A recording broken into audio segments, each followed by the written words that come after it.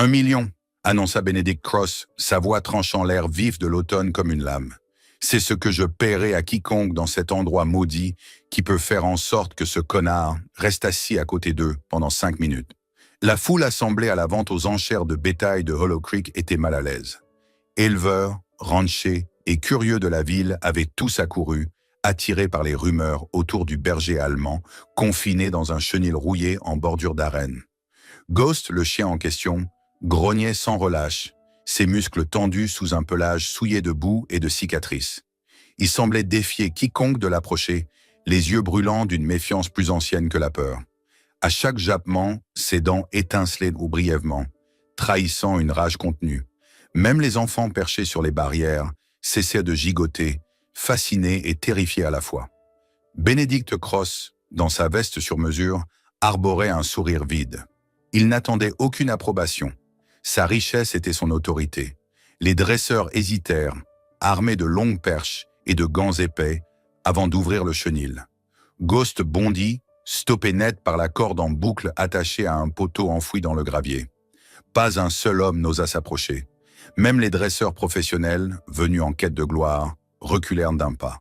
Une tension électrique emplissait l'air, si vive qu'elle semblait crépiter.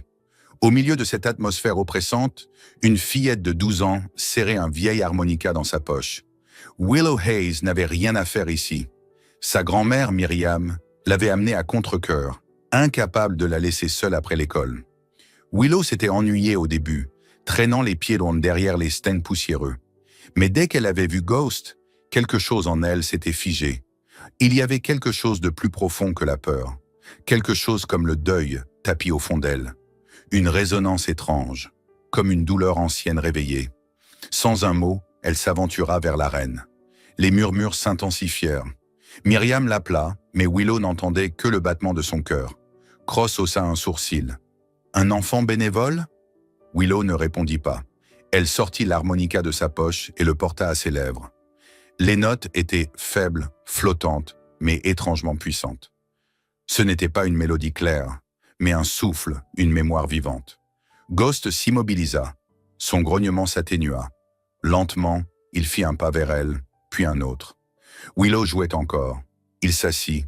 Ce n'était pas de l'obéissance, c'était de la confiance. Le temps s'étira, mais personne ne consulta sa montre. Cross, figé, ne dit rien. Quand les 5 minutes furent passées, le silence demeura. L'air était trop dense pour des applaudissements. Même le commissaire-priseur resta muet, les mains crispées sur le pupitre. Willow rangea son harmonica, se releva, effleura le col de Ghost. Il se leva et la suivit sans résister. Myriam, bouleversée, les attendait. « Nous le ramenons à la maison », dit Willow. Et ils partirent, laissant l'arène et le tumulte derrière eux, s'éloignant sur le chemin de gravier vers un vieux ranch de Sage Valley. Une brise légère porta les dernières notes de l'harmonica au-dessus des toits, comme un au revoir. Le lendemain matin, Willow observait Ghost depuis la fenêtre de la cuisine. « Il ne marche pas », murmura-t-elle. « Il glisse. » Le chien se mouvait avec une fluidité presque surnaturelle. Chaque pas calculé, chaque mouvement comme fondu dans le paysage. Sa grand-mère ne dit rien. Elle se tenait à ses côtés, les yeux plissés, une tasse de thé entre les mains, les sourcils froncés dans une réflexion silencieuse. Willow lui donna un nom ce jour-là. Fantôme. Parce qu'il se déplaçait comme tel, parce qu'il regardait les gens comme s'ils étaient déjà partis. Il ne réagit pas immédiatement au nom, mais ne le repoussa pas non plus. Il s'était arrêté, avait tourné la tête lentement, les yeux indéchiffrables fixés sur la fillette. C'était une acceptation silencieuse, une reconnaissance fugace. Fantôme refusait d'entrer dans la maison, d'accepter de la nourriture, sursautait au moindre bruit. Une porte qui claque, un cliquetis de métal, et son corps tout entier se figeait. Mais avec Willow, il restait proche. Jamais un grognement, jamais une morsure. Juste une présence. Il suivait à distance, se couchait à quelques pas d'elle, observait sans jamais s'imposer. La journée finie, il s'allongeait près d'elle. Il essayait, et cela suffisait. Myriam le vit. Elle reconnut ce calme silencieux, cette patience héritée d'Emma, sa fille. Willow n'imposait rien. Elle écoutait. Elle s'accroupissait, parlait à voix basse, laissait le silence faire le travail. Parfois, elle lisait à haute voix de vieux passages du journal de sa mère, posant les mots dans l'air comme des offrandes. Et Fantôme, lentement, commença à répondre. À sa manière, avec prudence, mais aussi avec foi. Et dans cette lente alchimie du lien, quelque chose de rare prenait forme. Quelque chose de fragile, mais de vrai. Le vieux ranch de Sage Valley n'avait rien de remarquable. Les volets de la maison grinçaient, la peinture s'écaillait, et la grange semblait tenir debout plus par habitude que par structure. Pourtant, dans cette décrépitude paisible, Fantôme avait trouvé un territoire. Il restait près de la lisière des bois, où l'herbe était plus haute, où les sons se taisaient. Willow le regardait depuis la balustrade du porche, un carnet ouvert sur ses genoux, y notant des fragments de choses qu'elle ne comprenait pas encore tout à fait. Fantôme ne s'approchait jamais trop, mais il n'était jamais loin. Il veillait comme une ombre solidement ancrée dans la terre. Il tolérait les oiseaux, ignorait les papillons, mais se dressait à chaque claquement de portière au loin. Myriam avait essayé de lui tendre une gamelle. Il l'avait reniflée, puis s'était reculé. Willow, elle, posait doucement les morceaux de viande sur une souche et s'éloignait. Quand elle revenait, il n'y avait plus rien. C'était leur langage. Le matin, elle laissait parfois un foulard imbibé d'huile de lavande près de son endroit favori. Il le flairait, puis le laissait là, comme une sorte de pacte discret. Clara Monroe arriva un mercredi, sans avertir. Son pick-up cahota jusqu'à la cour, soulevant un nuage de poussière. Elle s'assit sur les marches, à distance respectueuse du chien qui l'observait depuis les ombres. Elle n'essaya pas de l'approcher. Elle observe. « Ce n'est pas un traumatisme accidentel », dit-elle après une longue pause. « C'est construit, ancré. Quelqu'un a utilisé la peur comme une laisse. » Elle parlait avec cette lenteur mesurée qui donnait à chaque mot un poids. Myriam opinait, muette, la bouche serrée. Willow écoutait. Elle avait ressorti le vieux journal d'Emma, sa mère. Chaque page était un mélange de notes, de croquis, de réflexions. Une phrase revenait souvent. « La confiance est un lieu, pas un ordre. » Le soir, Willow lisait à voix haute, sans s'adresser à personne. Les mots remplissaient l'air et parfois, Fantôme se rapprochait d'un pas. Parfois, elle chantait une vieille berceuse que sa mère lui chantait autrefois, juste un filet de voix dans le vent du soir. Au fil des jours, il changeait, légèrement. Il s'asseyait plus près. Il s'étendait sur la terre plutôt qu'entre les arbres. Il levait les yeux quand on parlait, non plus par alerte, mais par intérêt. Et un après-midi, il posa sa tête sur les genoux de Willow. Pas longtemps, juste assez pour faire trembler ses doigts. Myriam, depuis la cuisine, vit la scène et se figea, une cuillère en l'air. Elle sourit ensuite, un sourire rare, nostalgique, celui d'une femme qui se souvenait d'avoir déjà vu cela, avec une autre enfant, dans une autre vie. Mais au-delà des collines, Benedict Cross n'avait pas oublié. Depuis son bureau de verre, il visionnait en boucle la vidéo de la vente. Le silence de la foule, l'humiliation, l'enfant. Il serra son verre de whisky jusqu'à en faire craquer les glaçons. Il avait perdu le contrôle une fois. Il ne le permettrait plus. Le lendemain, il convoqua ses assistants. Il voulait une stratégie, un événement, une rédemption publique. Il voulait effacer ce souvenir, le remplacer par sa propre démonstration de pouvoir. Quand la foire d'automne de Sage Valley fut annoncée, il y vit son opportunité. Il s'inscrivit comme sponsor principal et annonça une démonstration de dressage avancé. Les organisateurs, flattés par le prestige et l'argent, acceptèrent sans poser de questions. Cross ne voulait pas seulement prouver sa valeur. Il voulait effacer le souvenir de ce que la fillette avait accompli sans laisse, sans cri, sans récompense. Pendant ce temps, au ranch, la vie suivait son cours. Willow ne prétendait pas être une experte. Elle balayait le porche, aidait sa grand-mère, réparait les outils. Mais chaque soir, elle retrouvait Fantôme. Parfois, elle lisait, parfois, elle chantait doucement. Parfois, elle ne disait rien du tout. Le lien ne venait pas des mots, il venait de la présence. Une routine silencieuse s'était installée entre eux, faite de petits gestes de respect mutuel. Et puis un matin, alors que la brume traînait encore dans les vallons, Fantôme aboya. Pas de peur, pas d'agression. Un aboiement bref, alerte. Willow accourut. Il fixait la clôture. De l'autre côté, un homme observait. Grand, en manteau sombre. Caleb Cross. Il ne ressemblait pas à son père. Il avait l'air fatigué, presque hésitant. Il leva une main, pas pour saluer, mais pour montrer qu'il ne portait rien. Il ne dit rien. Il recula, lentement, et disparut dans les arbres. Willow resta figé un instant, le souffle court. Le chien aussi resta immobile, puis se détendit lentement. Ce jour-là, Willow comprit que tout allait changer. Elle ne savait pas comment, ni quand, mais le calme ne durerait pas éternellement. La foire d'automne de Sage Valley ouvrit ses portes sous un ciel éclatant. Des drapeaux multicolores ondulaient dans la brise, les odeurs de maïs grillé, de sucre chaud et de foin fraîchement coupé emplissaient l'air. Des familles affluaient depuis les collines. Des enfants en bottes de caoutchouc couraient entre les stands, et la grande arène, cœur battant de l'événement, accueillait déjà ses premiers curieux. Des musiciens ambulants jouaient des airs folks, tandis que les haut-parleurs annoncèrent les concours de bétail et les démonstrations à venir. Willow n'avait pas prévu de s'y rendre, pas cette année, pas après tout ce qui s'était passé. Pourtant, lorsque Clara Monroe arriva de bon matin, une couverture roulée sous un bras, une thermos dans l'autre, elle déclara simplement « Il est temps !» Myriam ne protesta pas. Elle posa une main sur l'épaule de sa petite fille et dit « Tu sais déjà quoi faire ?» Ghost marchait à côté de Willow, libre, sans laisse. Sa démarche était calme, assurée. Il ne réagissait pas au bruit, aux mouvements brusques ni aux odeurs. Il regardait droit devant lui, le corps souple, chaque muscle accordé à sa compagne. Willow portait son harmonica dans la poche intérieure de sa veste, mais elle ne comptait pas en jouer. Pas tout de suite. Son pas était mesuré, son regard fixe. Elle sentait le poids de chaque œil posé sur elle, mais elle n'y prêtait pas attention. L'annonce du spectacle de Benedict Cross attira les foules. Il avait fait les choses en grand.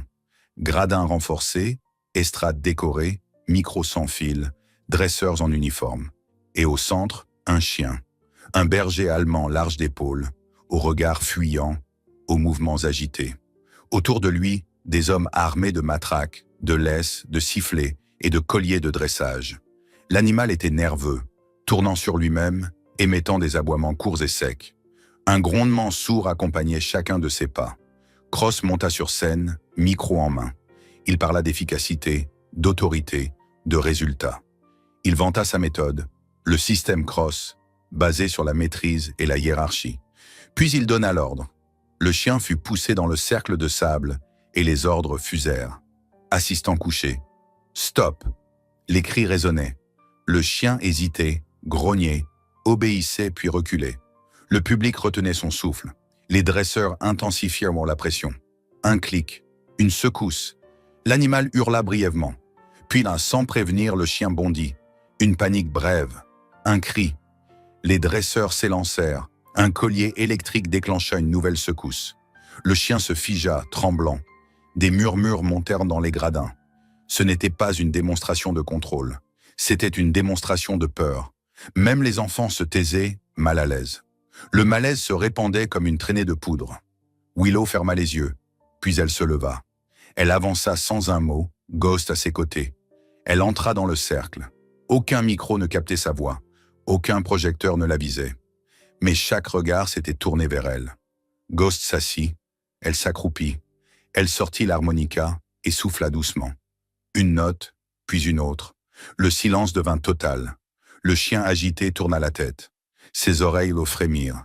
Il fit un pas, puis un autre. Ghost ne bougea pas. Il fixait l'autre chien, immobile. L'ambiance bascula, presque imperceptiblement. Le berger allemand s'approcha de Willow, lentement, tremblant. Il posa sa tête contre son épaule et resta là. Ghost s'allongea. Le geste simple était bouleversant. Aucun ordre, aucun cri, juste une invitation à la paix. Les gradins explosèrent. Applaudissements, cris, larmes. Les journalistes se ruèrent. Cross, pâle, s'éloigna. Son visage s'était fermé. Il tenta de hausser les épaules, de feindre l'indifférence, mais la foule ne le regardait plus. Elle regardait l'enfant et les deux chiens. Willow ne resta pas. Elle se releva, fit un signe à Ghost, et ils quittèrent l'arène. Clara les suivit de loin, les yeux humides. À la sortie, Myriam les attendait. « Tu l'as fait » dit-elle. Mais Willow secoua la tête. « Non » murmura-t-elle. « Il m'a entendu. C'est tout. » Elle posa une main sur le pelage de Ghost. L'autre chien les suivait à distance. comme s'ils n'osaient pas encore croire à cette liberté. Personne ne tenta de les arrêter. Personne n'osa briser le moment. Ce soir-là, au ranch, ils ne parlèrent pas. Willow s'assit sur le porche, l'harmonica posée sur ses genoux. Ghost était couché à ses pieds. Le deuxième chien, celui que Cross voulait briser, dormait non loin, roulé en boule contre une botte de foin. La lune monta lentement dans le ciel, baignant les collines d'une lumière laiteuse. Et quelque part, très loin, les échos de la foire s'éteignaient déjà. Le lendemain de la foire, l'histoire de Willow Hayes et des deux chiens avait déjà fait le tour de la région. Les chaînes locales diffusaient en boucle les images du moment où le deuxième berger allemand avait posé sa tête contre l'épaule de la jeune fille. On parlait d'elle comme de la fille qui n'ordonne pas, de celle qui écoute. Les réseaux sociaux regorgeaient de vidéos, de témoignages, d'extraits, certains acclamant son don, d'autres posant des questions plus profondes. Les articles se multipliaient, comparant son approche à des méthodes de thérapie comportementale avancées, sans qu'elle n'ait jamais utilisé autre chose que sa voix et sa patience. Mais Willow n'en disait rien. De retour au ranch, elle reprit ses routines sans un mot de plus. Le deuxième chien, qu'elle n'avait pas encore nommé, dormait maintenant à l'abri d'un vieux chariot renversé, à quelques mètres de Ghost. Il n'approchait pas trop, il observait. Mais il était là, et c'était déjà beaucoup. Les premiers jours, il se contentait d'apparaître à la limite de la clairière, puis lentement, s'avançait un peu plus à chaque coucher du soleil. Myriam installa une autre gamelle. Clara apporta des couvertures propres. Personne ne força rien. Le silence entre eux était devenu un allié, un terrain de confiance. Willow continua de lire à haute voix, le soir, sous le sycomore. Parfois Ghost l'écoutait, parfois c'était l'autre chien, et parfois les deux restaient là, l'un à côté de l'autre, comme s'ils attendaient quelque chose qui ne nécessitait pas de mots. Willow ne cherchait pas à faire progresser Bramble. Elle ne le savait pas encore, mais elle l'avait déjà gagné. Les visiteurs commencèrent à arriver. Au début, c'étaient des voisins, des amis de Clara, puis des journalistes, et puis d'autres encore. Des familles avec des chiens difficiles, des éducateurs déboussolés, des étudiants curieux. On ne venait pas chercher un miracle. On venait voir ce que signifiait ne rien exiger. Willow ne faisait pas de démonstration. Elle n'enseignait rien.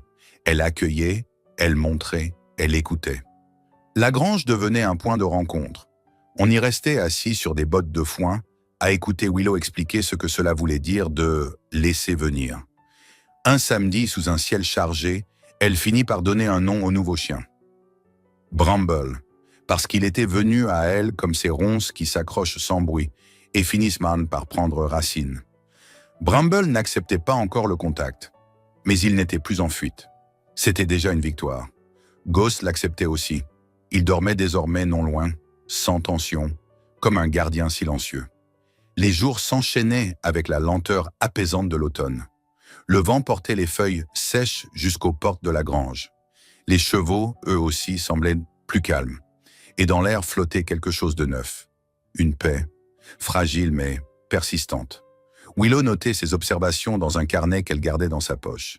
Chaque changement, chaque infime progrès, chaque instant de calme y était décrit avec soin. Puis vint la lettre. Elle arriva un matin, portée par Caleb Cross. Il se tenait droit, les traits tirés, une enveloppe Kraft dans la main. Il n'entra pas. Il attendit au portail. Willow sortit, Ghost à ses côtés, et s'arrêta devant lui. Caleb hésita. Il ne parlait pas comme son père. Il semblait plus jeune, plus incertain, comme s'il portait un fardeau qu'il n'avait pas choisi. « C'est de lui, » dit Caleb. « Il l'a écrite avant que son état n'empire. Il voulait que ce soit toi qui la lises. » Willow prit l'enveloppe sans un mot. Le papier était épais, l'encre légèrement effacée par le temps. Elle n'ouvrit pas tout de suite. Elle attendit la nuit, le silence, le bon moment. Elle grimpa au grenier de la grange, là où sa mère s'asseyait autrefois pendant les orages. Elle s'assit sur une vieille couverture, Ghost en bas des marches, et lut. Quand elle lut enfin la lettre, les mots de Benedict Cross étaient empreints d'un mélange de honte, de fierté et de regret. Il parlait d'Emma, de la peur qu'elle suscitait en lui parce qu'elle avait raison. Il parlait de Willow, de sa capacité à comprendre ce que lui-même n'avait jamais su écouter. Il reconnaissait que le contrôle ne valait rien face à l'écoute, et à la fin, une phrase simple. « Dis à Ghost, merci ». Avec la lettre venait un acte de propriété, le terrain voisin, assez grand pour agrandir le sanctuaire, pour accueillir d'autres chiens, pour continuer. Une étendue ouverte jusqu'à la crête, bordée d'érables et de chênes, où la lumière dorée se répandait chaque fin d'après-midi. Willow sourit doucement, et pour la première fois depuis longtemps, elle joua une note sur son harmonica. Une seule, claire, fragile, entière. En bas, Ghost leva la tête, comme s'il reconnaissait l'écho d'un souvenir ancien. Bramble, dans l'ombre, ouvrit les yeux. Personne ne parla. Il n'y avait rien à ajouter. Les semaines qui suivirent furent calmes. Non pas vides, mais remplies d'un rythme nouveau. Le sanctuaire commença à prendre forme, pas à pas, main après main. Les voisins vinrent prêter main forte sans qu'on le leur demande. On installa des clôtures basses, pas pour enfermer, mais pour délimiter l'espace. Des plateformes ombragées virent le jour sous les sycomores. Des bassines d'eau fraîche parsemèrent les sentiers, et la vieille grange fut lentement réaménagée pour offrir un abri plus vaste. Willow dessinait des plans le soir, accroupie près du feu, entourée de carnets, de crayons de bois et de brambles, qui désormais dormaient à ses côtés. Ghost montait la garde un peu plus loin, toujours présent, toujours calme. Les nuits étaient d'un plus fraîches à mesure que l'automne laissait place à l'hiver, mais l'intérieur de la maison restait chaud de présence, de respiration et de confiance. Myriam ajoutait chaque soir une nouvelle bûche au poêle, son silence rempli d'un amour ancien. Clara, parfois, restait à dormir, emmitouflée dans une couverture sur le divan, un livre ancien posé sur la poitrine. Le bouche à oreille fit le reste. Ce qu'on appelait désormais le Sanctuaire Hayes Kinship devint un nom prononcé avec respect. Pas pour son envergure, mais pour ce qu'il représentait. Un lieu où aucun chien n'était dressé, mais entendu. On y accueillait des bêtes que d'autres avaient abandonnées. Des chiots nerveux, des anciens chiens de police au regard usé, des animaux arrachés à des mains cruelles. On racontait que même les plus réfractaires trouvaient ici une forme de paix. Parmi eux, certains avaient peur des bottes, d'autres de la musique, d'autres encore du simple fait d'être regardés. Willow ne forçait jamais le contact. Elle s'asseyait dans l'herbe, lisait à haute voix, laissait son harmonica reposer à ses côtés. Et peu à peu, comme Bramble avant eux, les nouveaux venus s'approchaient. Ghost faisait les présentations à sa manière. Un regard, un pas lent, un silence solide. Sa seule présence suffisait à apaiser. Il était devenu un pilier, un guide silencieux que tous semblaient instinctivement suivre. Clara Monroe continua de venir tous les mardis. Elle observait, prenait des notes, mais surtout, elle apprenait. Elle amenait avec elle de jeunes vétérinaires, leur répétant que ce lieu n'était pas une clinique, c'était une école de patience. Myriam, elle, préparait du thé pour tout le monde et griffonnait des souvenirs sur des carnets à spirale. Parfois, elle partageait de vieilles anecdotes sur Emma, évoquant la façon dont elle marchait pieds nus dans les écuries ou les noms qu'elle donnait aux oiseaux. Un jour, Willow retrouva une vieille photo. Sa mère, Emma, assise dans un pré, les mains ouvertes sur ses genoux, 2 chiens blottis de chaque côté. Au verso, une phrase. « Ne touche pas d'abord, écoute d'abord ». Elle fit graver cette phrase sur une plaque de bois qu'elle cloua au-dessus de la porte du sanctuaire. Les mots devinrent une devise. Chaque visiteur la lisait en entrant, et certains revenaient juste pour se souvenir. La neige arriva tôt cette année-là. Elle recouvrit le paddock d'une couche ouatée, atténuant les sons et rendant les matins presque sacrés. Willow se leva avant le lever du jour. Elle traversait les allées silencieuses, vérifiait chaque enclos, saluait chaque âme par un mot, un regard. Ghost trottait à ses côtés, sa fourrure marquée par l'âge, mais son port toujours digne. Bramble, plus hésitant, mais désormais confiant, les suivait en trottinant. Les 3 formaient un trio étrange et pourtant inséparable. Un matin, alors que le soleil perçait entre les arbres givrés, un jeune chiot fut déposé à la porte. Une boîte en carton, une couverture, un mot griffonné. Je ne savais pas où le mettre. Peut-être que vous saurez. Willow ouvrit la boîte, lentement. Une petite boule noire, au regard craintif, la fixait. Elle ne dit rien. Elle tendit la main. Le chiot renifla puis recula. Elle attendit. Ghost vint se placer à côté d'elle, s'allongea. Le chiot observa, puis posa une patte timide hors de la boîte. Il resta figé, le museau frémissant, puis s'élança brusquement vers Bramble qu'il observait à distance. Aucun mot ne fut prononcé. Rien n'était pressé. Willow se redressa, laissa la boîte là et s'éloigna. Elle savait déjà. Dans une semaine, il jouerait dans les feuilles mortes. Dans un mois, il dormirait entre Ghost et Bramble. Dans un an, il guiderait peut-être à son tour un autre être brisé. Elle rentra à la maison, alluma le poêle et sortit son carnet. Elle ajouta un nom sur une liste qu'elle tenait à jour. Non pas pour compter, mais pour se souvenir. Chaque nom y était précédé d'une initiale, d'une date, d'une simple note. Pas pour archiver, pour honorer. Ce soir-là, sous la lueur douce d'une lanterne, elle joua de l'harmonica. Pas pour calmer, pas pour montrer, juste pour rappeler. Que l'écoute était une forme d'amour, que le silence, parfois, était plus éloquent qu'un ordre, et que chaque être, à sa manière, pouvait trouver un foyer. Ghost vint se coucher près d'elle, comme toujours, et Bramble s'installa de l'autre côté. Le feu crépitait, et dans la nuit tombante, les collines de Sage Valley gardaient, en silence, la trace d'un monde réparé.